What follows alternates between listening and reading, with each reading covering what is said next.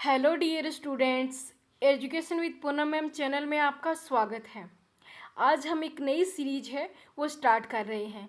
आज हम जो यूपीएससी और पीसीएस एग्ज़ाम है जिसके अंदर जो मुख्य परीक्षा है उसमें जो आधुनिक भारत से जो मेन एग्ज़ाम में जो क्वेश्चन पूछे जाते हैं उन क्वेश्चनों को इस सीरीज़ के अंदर डिस्कस करेंगे, जिससे आपको पता चलेगा कि कैसे कैसे क्वेश्चन हैं वो एग्ज़ाम में पुटअप किए जा सकते हैं और कैसे उनके आंसर है वो हम लिख सकते हैं।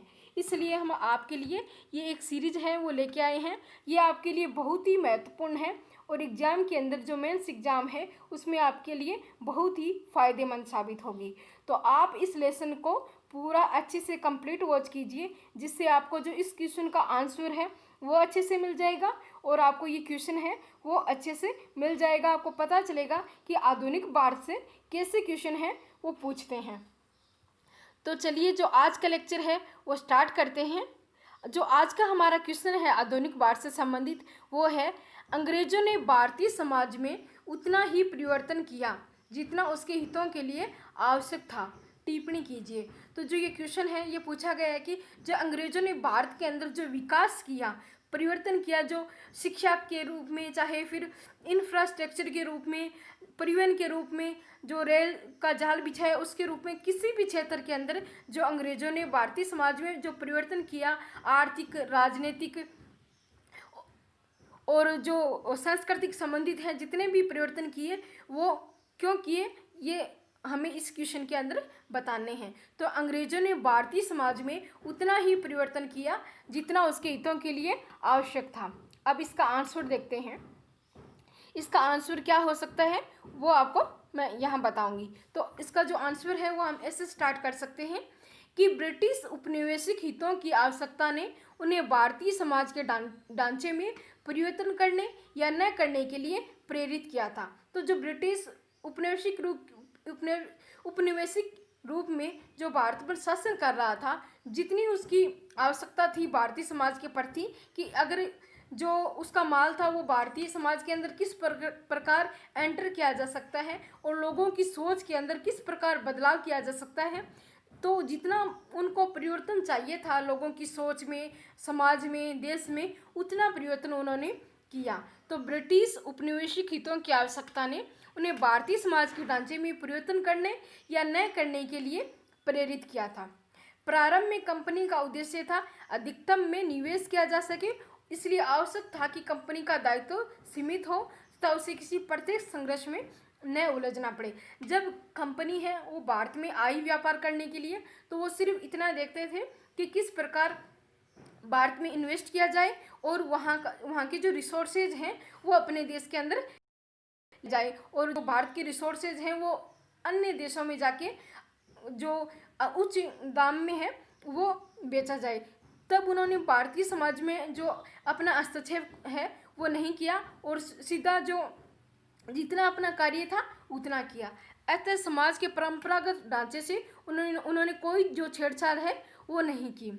उसके बाद जब आगे इंग्लैंड में औद्योगिक क्रांति हुई और ब्रिटिश वस्तुओं के लिए एक बड़े बाजार और नई रुचियों वाले उपभोक्ता वर्ग की जरूरत महसूस हुई, तो ब्रिटिश ने अंग्रेजी शिक्षा और सामाजिक विधायन के जरिए परंपरागत भारतीय सामाजिक बनावट में प्रत्यक्ष परिवर्तन करना प्रारंभ कर दिया।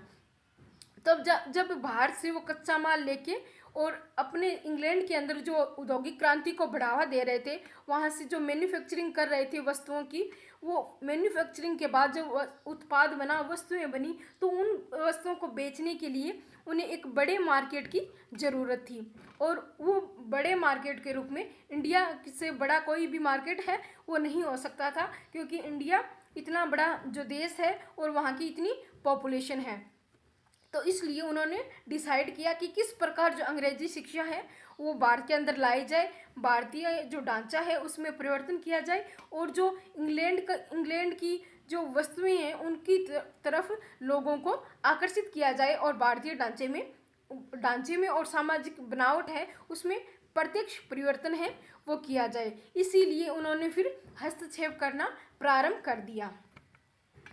उदाहरण के लिए शिशु बालिका हत्या पर रोक, सती प्रथा उन्मूलन, सती प्रथा निषेध इत्यादि। किंतु 1857 के कड़वे अनुभव में ने उनको मानवतावादी मुखौटे को हटाने के लिए विवश कर दिया, क्योंकि सामाजिक हस्तक्षेप को 1857 के विद्रोह का एक प्रमुख कारण माना गया था। तो उन्होंने जो हस्तक्षेप करना स्टार्ट कर दिया भारतीय समाज में, तो भारतीय समाज में जो व्याप्त कुरीतियाँ थी उन्होंने उनको जो ख़त्म करना है वो शुरू कर दिया, जिसमें शिशु बालिका हत्या पर रोक, सती प्रथा उन्मूलन, सती प्रथा निषेध आदि कार्य किए। लेकिन जब उन्होंने धार्मिक हस्तक्षेप करना प्रारंभ कर दिया, जब 1857 की क्रांति हुई, जिसके अंदर जो बटालियन थी, सैनिक बटालियन थी, उसमें जो बंदूकें थी, वहाँ पे जो सुअर और गाय के जो मांस से बनी बंदूकें थी, तो उनको मुंह से खोला जाता था।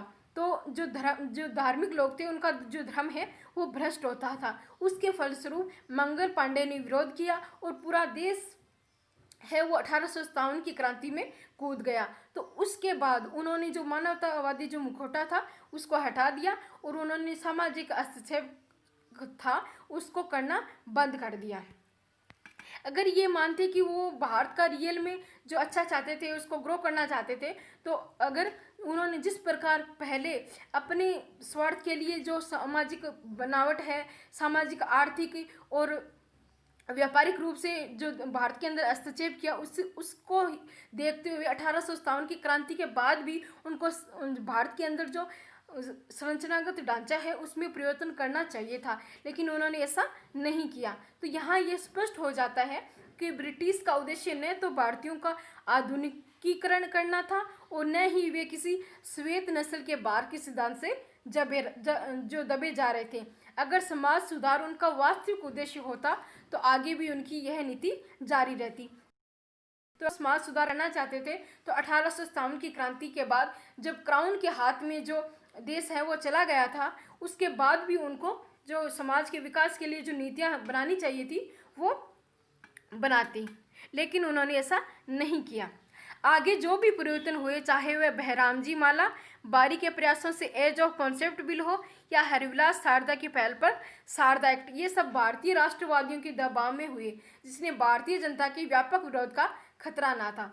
तो जो 1857 की क्रांति के बाद जितने भी भारत के अंदर जो सांस्कृतिक और धार्मिक रूप से जो परिवर्तन देखने को मिले, वो उनकी वजह से नहीं, वो भारतीय नेता थे जो भारत के समाज के अंदर रियल में जो परिवर्तन चाहते थे, जो बुरी कुरीतियाँ थी उनको मिटाना चाहते थे, उनके दबाव के फलस्वरूप अंग्रेजों ने उन बिल को लाए और अलग अलग एक्ट है वो बनाए, क्योंकि उन्हें पता था कि ये जो भारतीय हैं ये इस एक्ट को पास करवाना चाहते हैं, इसलिए जो भारतीय जनता है इसका विरोध है वो नहीं करेगी।